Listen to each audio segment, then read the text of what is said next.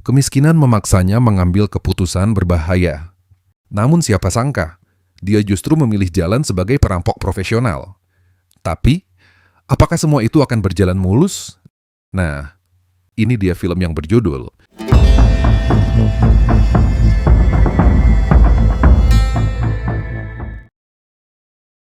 Film dibuka dengan kasus perampokan misterius yang bikin polisi benar-benar kebingungan. Pelakunya selalu bergerak rapi dan nggak pernah meninggalkan jejak. Karena itulah, seorang detektif bernama Lou ditugaskan untuk membongkar kasus ini.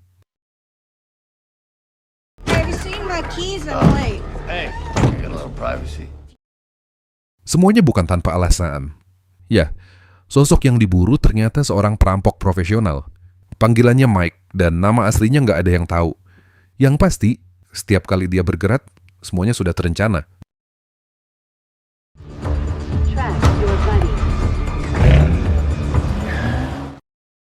Targetnya adalah seorang kurir toko berlian bernama Masud. Sebelumnya, pelacak sudah ditanam di kendaraannya, dan dari situlah Mike mulai menjalankan aksinya. Hands on your head. You carrying a gun? Tanpa banyak basa-basi, Mike langsung mengunci pria itu di bagasi dan membawa kabur mobilnya. Ya, semua terjadi begitu cepat dan terencana.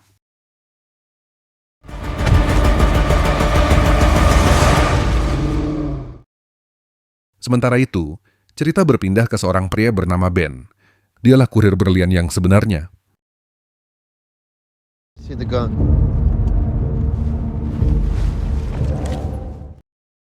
Bersama Ali keponakannya, Ben menuju toko perhiasan milik Semi.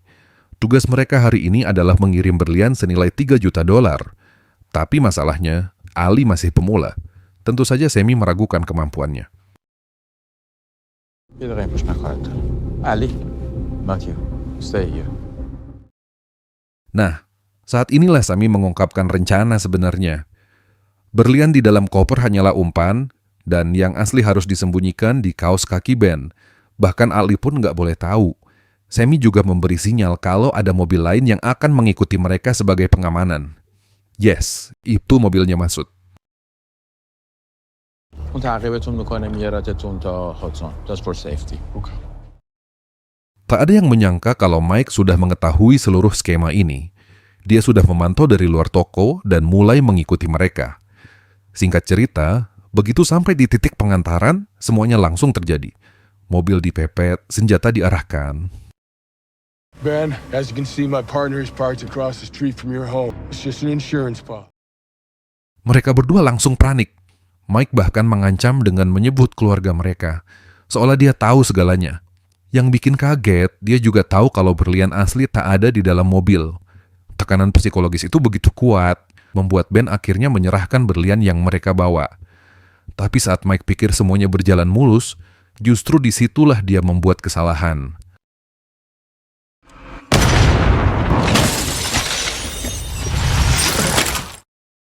Beruntung, Ali masih pemula.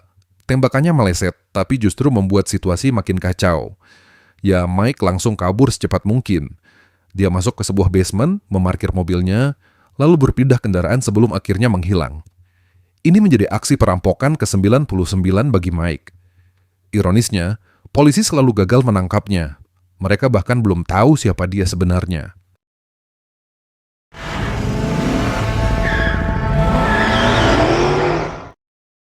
Cerita bergeser ke sosok lain. Seorang agen asuransi bernama Sharon sedang mencoba menawarkan perlindungan untuk aset mahal milik seorang miliarder bernama Stephen Monroe. Tapi disinilah masalahnya. Ya, konglomerat itu lebih percaya pada sistem keamanan dan senjata, bukan asuransi. You hit one of those bottles, I'll sign your policy right now. Tentu saja tembakan itu meleset. Sharon memang tak pernah menembak. Dan saat seorang wanita masuk, dia sempat mengira itu tunangannya. Tapi ternyata anaknya sendiri. Nah, suasana langsung jadi canggung. Intinya, Sharon gagal total. It's gonna be long, Daddy. No, we're totally done here. Sharon pergi dengan perasaan gak yakin bakal mendapatkan klien tersebut. Tapi di sisi lain, Dia juga menunggu kabar soal promosi yang sampai sekarang masih juga belum jelas. Well, benar saja. Atasannya menghindari jawaban pasti, semuanya dilempar ke manajemen. Not in charge of calendars, Sharon, so, well, can we not? Kembali ke kasus perampokan. Dua detektif, Lou dan rekannya, mulai menginterogasi Ben dan Ali. Dari cara kerja pelakunya, mereka langsung mencium ada yang nggak beres. Ditambah lagi, pelakunya tahu informasi pribadi yang seharusnya tidak diketahui orang luar. He knew my wife's name. And how would he know that? How the fuck should I know? Nah, yang jadi menarik, detektif Lou mulai mengaitkan kejadian ini dengan sosok kriminal yang sudah lama mereka incar.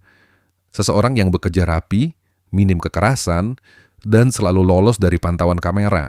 Tapi rekannya justru menganggap teori itu nggak penting. Dia lebih fokus pada tekanan dari atasan yang menuntut hasil cepat, kalau tidak posisi mereka bisa terancam. It's the same guy and I know it. Well, you better be fucking right, Lou. Mike sekarang sampai di apartemennya dan mulai memeriksa berlian hasil rampokan. Tapi yang nggak dia sangka ada noda darah di kepalanya. Jika jejak itu juga tertinggal di mobil yang dia tinggalkan, ya, ini bisa jadi masalah.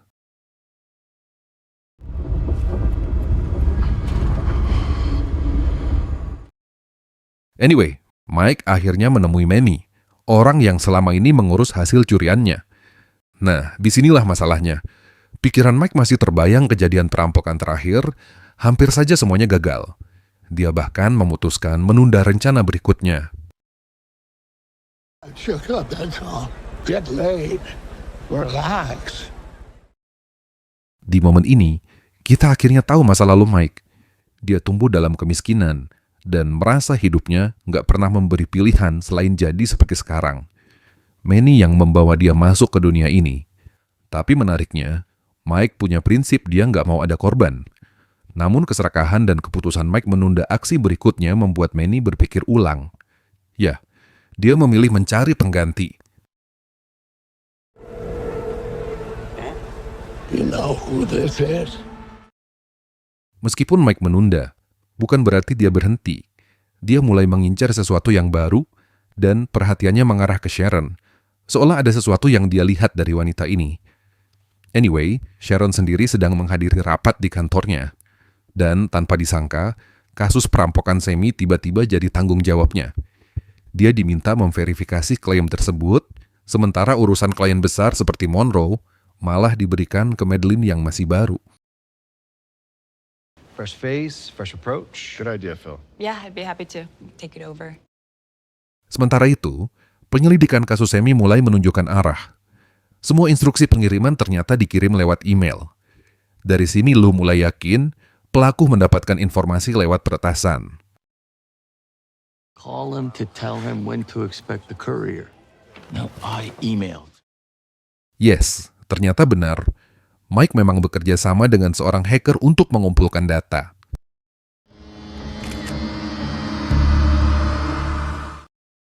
Karena Mike mundur dari rencana berikutnya, Manny akhirnya mencari pengganti dan memilih perampok muda bernama Ormond. Tapi disinilah perbedaannya.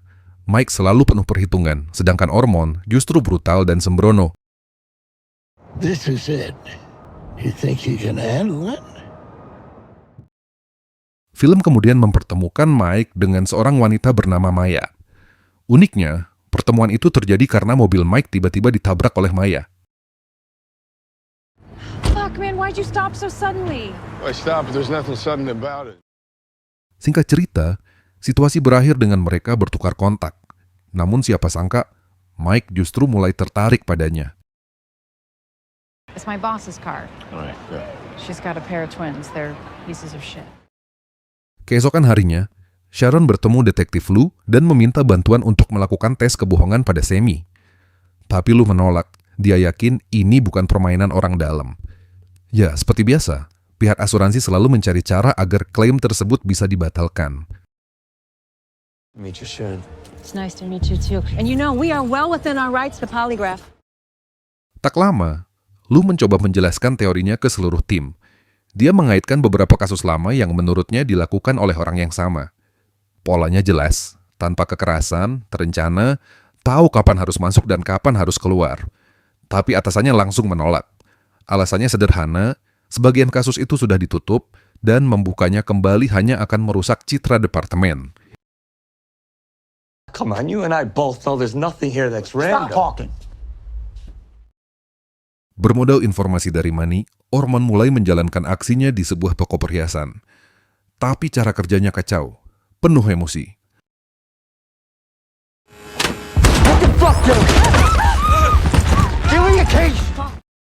Yes, Ormond memang nggak punya rencana. Dia cuma bermodal nekat. Target utamanya sebenarnya sudah di tangan.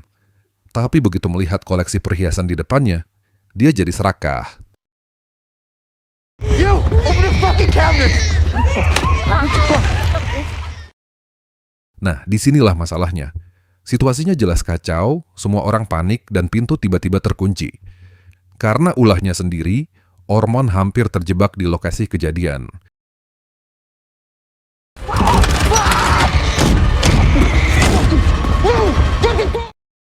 Tapi akhirnya dia berhasil keluar dan melarikan diri. Namun jelas, aksinya penuh resiko. Tak butuh waktu lama kasus ini sampai ke meja polisi. Dari rekaman kamera, salah satu polisi langsung menduga ini ulah Mike. Tapi lu merasa ada yang janggal. Polanya jauh berbeda. Target sebelumnya minim kekerasan. Our guy never hurt anyone. Sementara itu, Mike mulai mendekati Maya dengan identitas palsu, mengajaknya makan malam, seolah dia pria biasa. Hubungan mereka pun perlahan makin dekat, meski Mike tetap menutup diri soal masa lalunya. Tapi semuanya berubah saat dia melihat berita perampokan di Santa Barbara. Disitulah dia sadar, itu adalah rencana yang dulu dia tunda. Artinya jelas, pelakunya pasti orang suruhan Manny.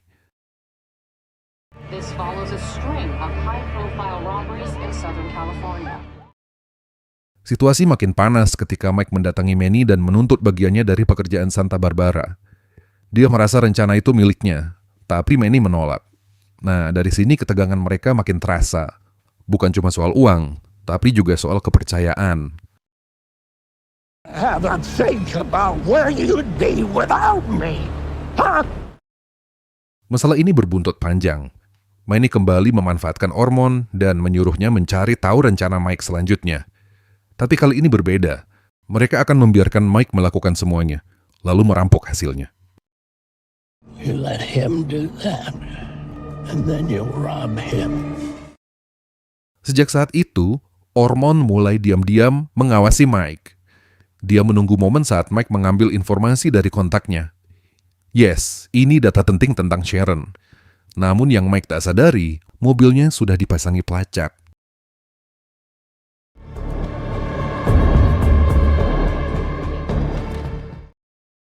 Dari sinilah Mike mendapatkan semua informasi tentang Sharon, termasuk jadwal kegiatannya. Dia pun sengaja mengatur pertemuan yang seolah kebetulan, memainkan peran sebagai pria kaya. Tentu saja, sales asuransi pasti tertarik. Mike. Sharon. Nice to meet you, Mike. Nice to meet you too. Malam harinya, Mike kembali bertemu dengan Maya. Hubungan mereka makin dalam, dan sekarang berubah jadi sesuatu yang lebih serius. Bahkan bisa dibilang Mike mulai benar-benar terikat secara emosional. Tapi setelah Maya pergi, Mike menyadari ada seseorang yang terus mengawasinya. Instingnya mengatakan ada sesuatu yang tak beres. Dan benar saja, sebuah pelacak ditemukan di mobilnya. This is Mr. Stone. I need a new apartment on the beach. Tak ada waktu untuk berpikir ulang. Ya, Mike langsung pindah apartemen. Namun Ormond belum berhenti. Dia mendatangi sumber informasi Mike dan memaksanya bicara.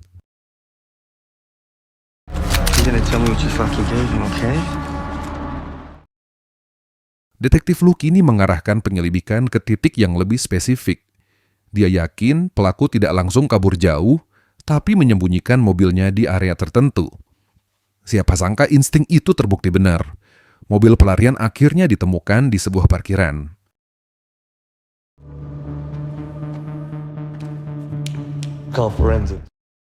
Dan untuk pertama kalinya, pelaku yang selama ini sempurna akhirnya meninggalkan jejak. Tim forensik menemukan setetes darah. Is it enough to get DNA? Should be. Let me see. Sementara penyelidikan makin mengarah ke Mike, dia justru kembali menemui Sharon untuk kedua kalinya. Awalnya semuanya terlihat normal, sampai akhirnya Mike secara terang-terangan membuka niat aslinya. Dia tahu Sharon punya akses ke orang-orang kaya dan ingin mengajaknya bekerja sama. So you're a thief. I get it. Reaksi Sharon sesuai dugaan. Dia menolak dan memilih pergi. Tapi tentu saja, Mike belum menyerah. Change your mind. Just post a photo of the beach on Instagram and I'll know to come find you. Begitu Sharon keluar, Mike langsung sadar kalau orang yang mengikutinya kini beralih membuntuti Sharon. Ya, dia langsung mengejarnya dari belakang. Sharon sendiri tak menyadari apa yang sedang terjadi. Dia hanya ingin pulang. Sementara di belakangnya, aksi kejar-kejaran berkecepatan tinggi.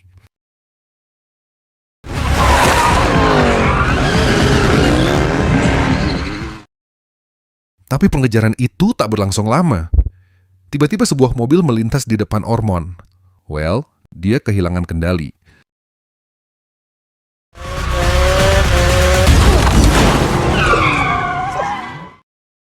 Namun tak ada luka serius.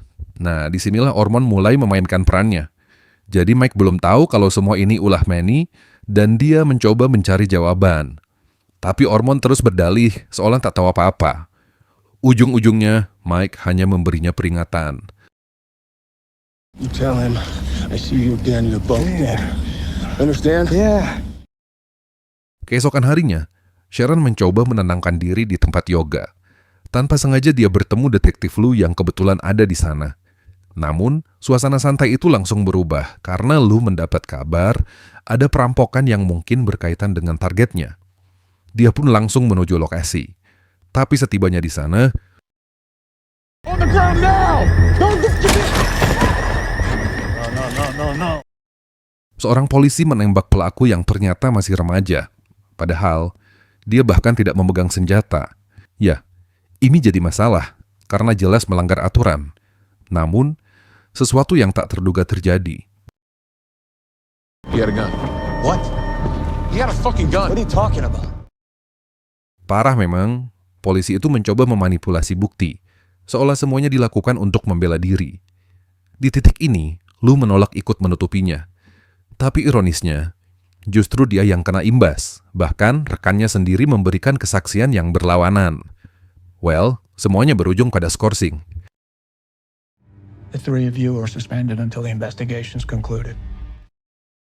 Tapi di saat yang sama, hasil tes forensik akhirnya keluar. Dan untuk pertama kalinya, identitas asli Mike terungkap, James Davis.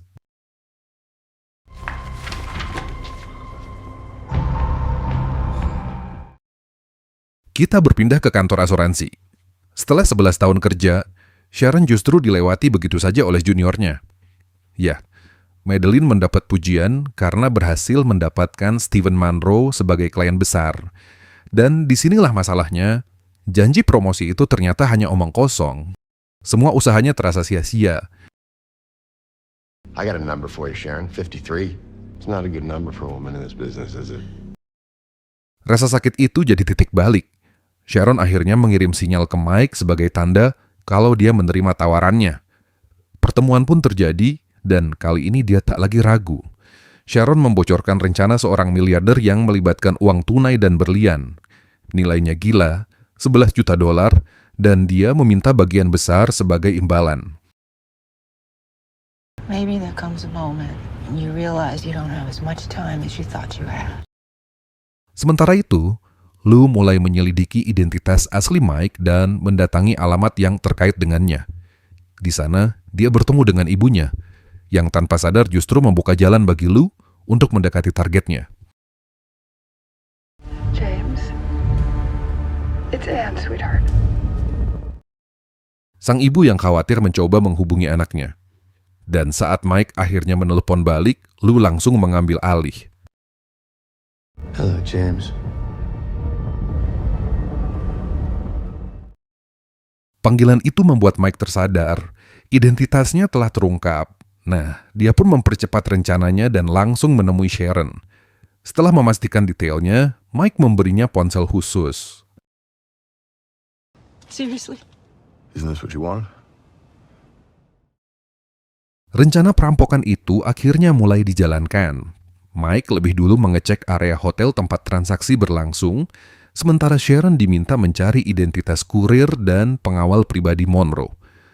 Tapi masalahnya, begitu Sharon berhasil mendapatkan informasi itu, Ormond tiba-tiba muncul dan mengancamnya. Ya, dia ingin tahu semuanya. Okay? Yeah? You gonna tell me what you dream of? Merasa nyawanya terancam, Sharon akhirnya menemui Lou dan mengakui semuanya. Mulai dari keterlibatannya, rencana perampokan, sampai nilai uang yang dipertaruhkan. Situasi pun langsung berubah serius, karena tanpa sadar, dia sudah terlibat dalam konspirasi kriminal. Tapi di luar dugaan, Lou justru menunjukkan simpati dan memilih menutup keterlibatan Sharon. Tell me more about this Mike. Dari sini, Lou diam-diam menuju ruang barang bukti dan mengambil berlian palsu dari kasus sebelumnya. Yes, dia punya rencana sendiri. Di saat yang sama, Mike menemui Maya sebelum semuanya dimulai. Tapi pertemuan itu justru berakhir pahit. Semua karena Mike beralasan akan pergi, hanya karena pekerjaan. Ironisnya, Maya sudah terlanjur jatuh cinta padanya, sementara dia bahkan merasa tak pernah benar-benar mengenalnya. Meski begitu, Mike tetap memilih pergi. Just ask me to wait a short time. I'm not where I need to be. Yeah, okay. Lalu tibalah hari penentuan, semua pihak mulai bergerak di waktu yang sama. Ormond masuk duluan ke dalam hotel, sementara Mike menuju bandara sebagai bagian dari rencananya. Target diawasi dari kejauhan. Tujuannya jelas, pengawal pribadi sang miliarder. I do, buddy, but I'm... Hands on the steering wheel, Bob. Nah, Mike yang sudah menyamar sebagai pengawal, datang untuk menjemput pria bernama Foster. Semuanya tampak berjalan sesuai rencana. Namun, You good to go? Can I see some ID? Sure. tapi yang terjadi justru di luar dugaan. Pria itu bukan Foster, melainkan Lou yang menyamar sebagai kurir berlian. Ya, Foster yang asli sudah diamankan lebih dulu sebelum turun dari pesawat. Dan karena Mike belum pernah melihat wajahnya, dia sama sekali nggak sadar kalau orang di belakangnya adalah polisi. Singkat cerita, mereka pun naik lift menuju kamar sang miliarder. I take the next one, please, folks. Di dalam lift, semuanya terlihat normal. Tapi di belakang mereka, Ormond ikut naik dengan penyamaran sebagai pelayan hotel. Lift berhenti. Mike dan Lou akhirnya sampai di kamar sang miliarder. Beberapa detik kemudian, situasi langsung memanas. Issues with customs? Everyone, hands in your head right now. No one needs to get hurt. What do you think you're doing?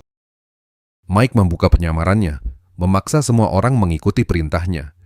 Uang dari brankas dipindahkan, berlian diminta keluar, semuanya berjalan sesuai rencana. Tapi di titik ini, semuanya mulai retak. Begitu koper dibuka, Lou langsung menarik senjatanya.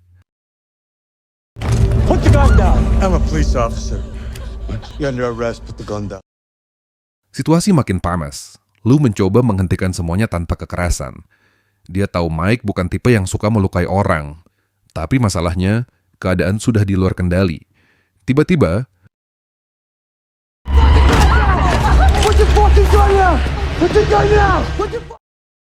nah, di momen inilah semuanya benar-benar kacau. Tiga pihak dengan tujuan berbeda bertemu di satu ruangan. Tapi problem utamanya, Ormond tak bisa dikontrol.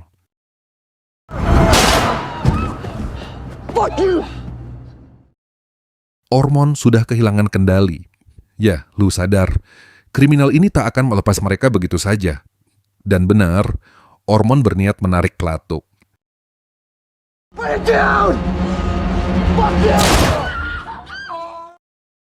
Sesuatu yang tak terduga terjadi. Mike terpaksa mengambil keputusan yang selama ini dia hindari. Momen itu terasa berat, tapi di sisi lain, dia baru saja menyelamatkan nyawa seseorang. Lou pun tahu Mike bukan tipe pembunuh. Dari situlah dia menawarkan jalan keluar. Yes, Ormond jadi pelaku tunggal, sementara Mike bebas pergi. Money and the diamonds are still here. There's a thief. Yang jadi masalah, si miliarder nggak terima dan berniat melapor ke polisi. Nah, disinilah Lou memainkan kartu terakhirnya. Jika semua ini dibongkar, rahasia gelap sang miliarder pun ikut terbuka, termasuk skandal pajaknya. Tentu saja, si miliarder memilih diam. What the fuck is the matter with you? Di akhir film, hidup seolah berjalan normal kembali. Mike mencoba menghubungi Maya, seakan ingin memperbaiki semuanya. Tapi tak semua hal bisa kembali seperti semula. Karena setiap pilihan, pasti ada akibatnya.